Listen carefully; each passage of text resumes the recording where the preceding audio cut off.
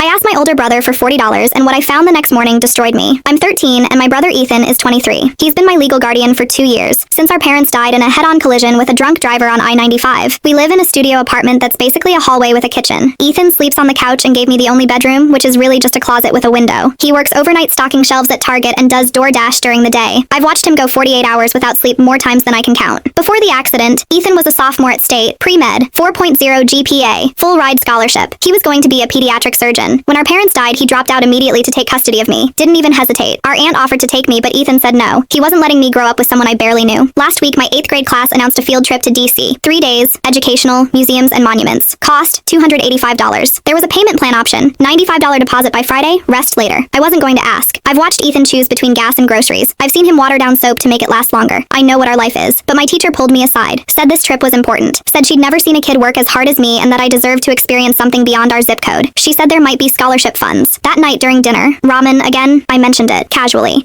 Told him about the payment plan, the scholarship possibilities, that it was okay if it didn't work out. Ethan got really quiet. He put down his fork and rubbed his face. When do you need the deposit? Friday, but I can skip it, seriously. He looked at me with this expression I'd never seen. Defeat, maybe. Or shame. Let me see what I can do. I told him to forget it. He wouldn't look at me. That night I heard him on the phone in the bathroom. The walls are paper thin. He was asking his manager about extra shifts, then calling DoorDash support about some bonus structure. His voice had this desperate edge that made my stomach hurt. I wanted to walk in and tell him to stop. That DC didn't matter, but I didn't know how without making it worse. Friday morning, I woke up for school, and there was an envelope on the kitchen counter. Inside, $95 in cash and a permission slip already signed. Next to it, a note in Ethan's handwriting. Deposit paid. We'll figure out the rest. Have an amazing time. You deserve the world. E. I looked around the apartment, trying to understand. Then I noticed his textbooks were gone. Not just 1 or 2, all of them. The full pre-med set he'd kept on the shelf since he dropped out. Organic chemistry, anatomy, physics, books he'd told me he was keeping for when things settle down and I can go back. I checked Facebook Marketplace on his laptop, still open. He'd sold them as a set, posted at midnight, $140. Met someone at 6 a.m. before his Target shift. Those books weren't just books. They were proof he still believed he had a future. That dropping out wasn't permanent. I'd see him reading them sometimes late at night, keeping the knowledge fresh, telling himself, soon, and he sold them for a field trip. For me, I'm sitting at the kitchen table right now, staring at this envelope,